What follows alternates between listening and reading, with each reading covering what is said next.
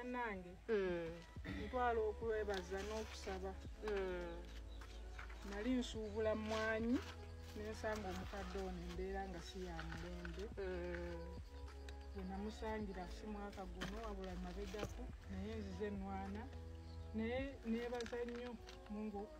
Mukama Katonda okuwulira essaala zange ne muteeka ku TikTok mukulu Maddo oyo n'amulaba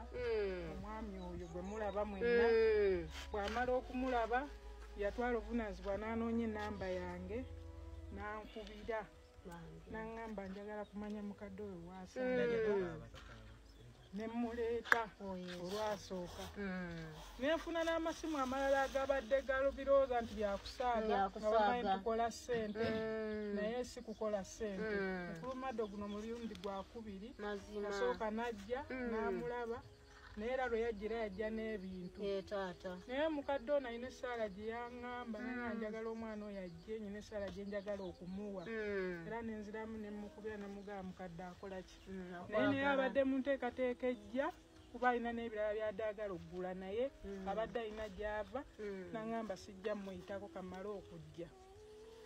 ebirala bigenda kujja era biri mu kkubo bannaye ntwala okusaba kwonna omwami oyo mukulu Maddo nze temunoonya wabula munoonya omwami ono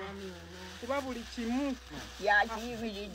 yakiyimiriddemu era saagala abantu bangi muwadde kontenti mugamba mukyala Saara wateeka omukadde ku TikTok bakwagala naye tetobaddamu bannange nabirekera omwami oyo era nsaba buli amulaba amwebaze tabitwala nti bya komedi nze gwe nabiteera wabula ye bw'abajja ŋŋamba nkwagala tulina okugenda ffenna kuba nze yamuleeta eri omukadde oyo